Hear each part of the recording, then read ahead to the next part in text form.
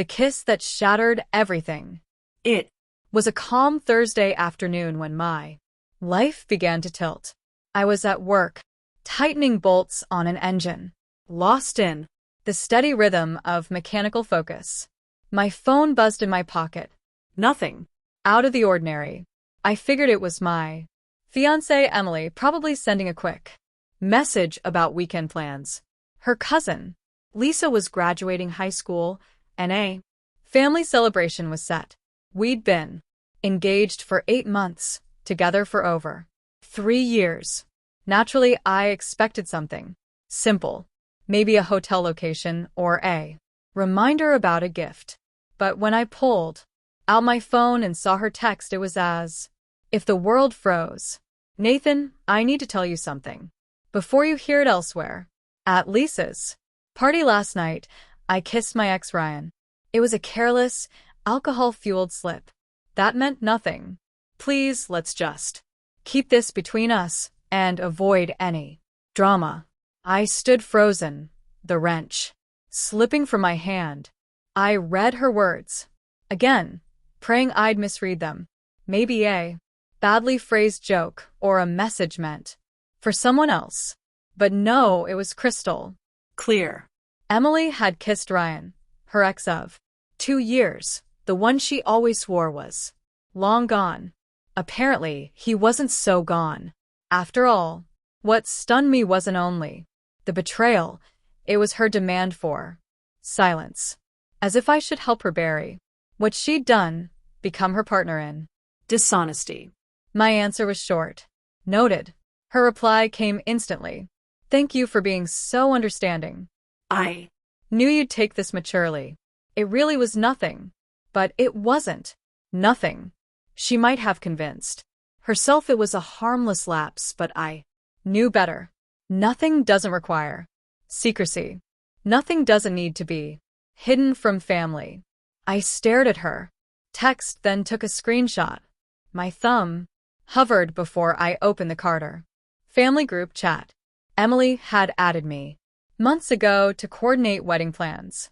It included her parents, Michael and Susan, her older sister, Claire, her brother, Ethan, several cousins, Lisa, the graduate among them, and her grandmother, Evelyn, a sharp 79-year-old who typed with more wit and speed than most millennials.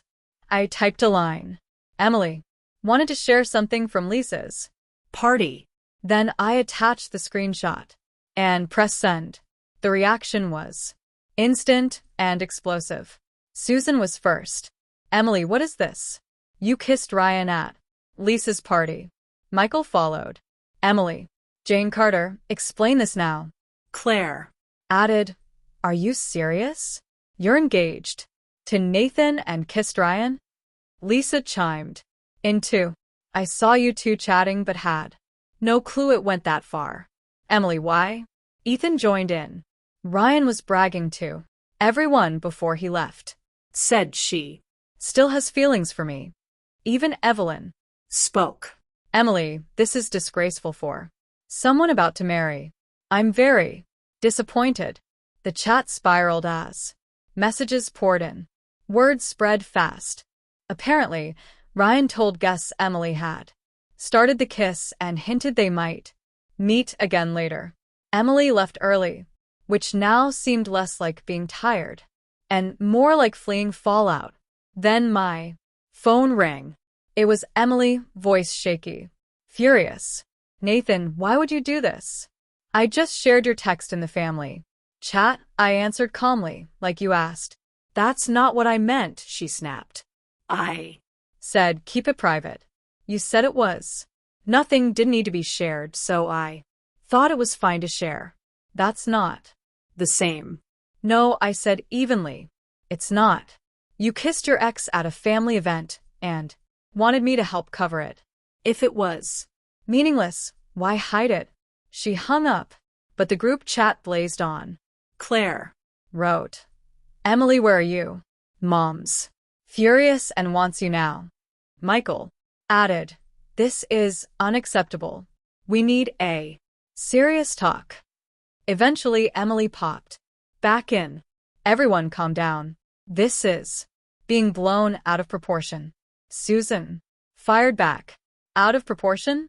You kissed your ex while wearing an engagement ring. Emily insisted. It was Just a kiss. I was drunk. Claire didn't buy it. just a kiss with Ryan of all people while planning a wedding. Ethan added. He said you told him you missed him. Is that true? Emily snapped. He's Lying. Then cousin Nathan dropped a bomb.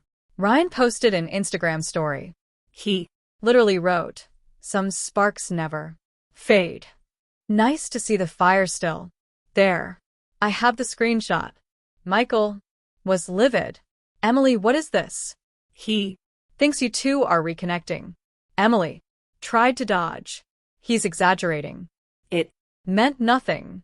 Just one kiss. Susan cut. in Then why not tell us? Why ask Nathan? To hide it? Claire answered. Because she knew it was wrong. Even Evelyn, quiet for minutes, typed. In my time, a woman who behaved like this wasn't ready for marriage. I stand by that. The Carters, a tight-knit traditional family, were rocked. Susan wrote, Emily, your father. And I must reconsider if you're ready for this marriage. Nathan, we're so sorry. I finally replied, thank you, Mr. and Mrs. Carter. I appreciate your Honesty. Emily called later, sobbing. You have to fix this, Nathan. Tell them. It was a misunderstanding. What? Misunderstanding? I asked. You kissed Ryan and asked me to cover it. You're ruining my family ties. No, I said. You broke your bond when you crossed the line.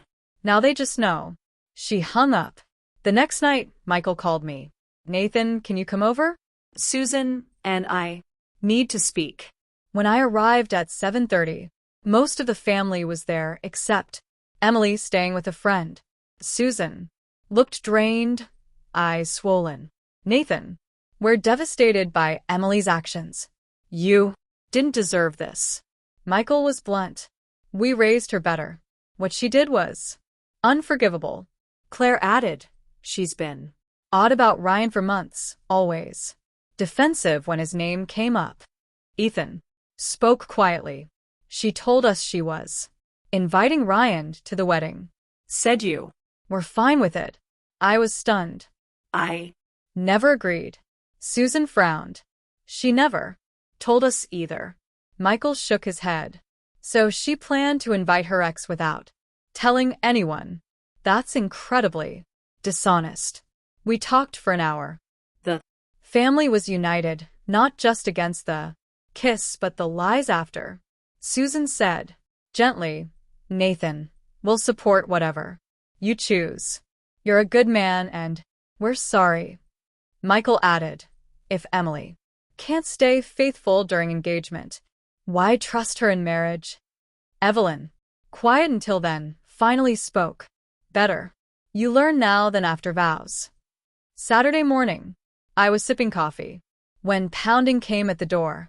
Emily stood there, eyes red, makeup ruined. They're canceling the wedding, she said. My dad refuses to fund a marriage to someone who exposes private mistakes. Interesting logic, I said. My mom says I shamed the family. Claire won't talk to me. Even Grandma says I dishonored the Carter name. She values integrity. You should have thought of that before kissing Ryan. You didn't need to tell them all. I don't cover for cheaters, Emily. It wasn't cheating. Just a kiss. You kissed another man while wearing my ring. That is cheating. Tears streaked her face. I'll do anything to fix this. There's nothing to fix. You showed me who you are. That's not me. It was one mistake. No, it was choices. You kissed Ryan. You lied. You asked me to hide it. You spun the fallout. That's not a mistake. It's a pattern. I was drunk, second-guessing everything. At least that's honest, I said, pulling the ring box from my pocket. Give it back. No, please. Nathan. The ring. Slowly she slid it off and placed it in my hand. You're making a mistake. The only mistake I made was ignoring the red flags sooner. 3 weeks later, the wedding was formally canceled. Some deposits were lost, but most vendors refunded the family. Emily moved back home, though. Tension filled the house. Everyone walked on eggshells. Ryan apparently reached out again after the storm, but backed off once he saw Emily single.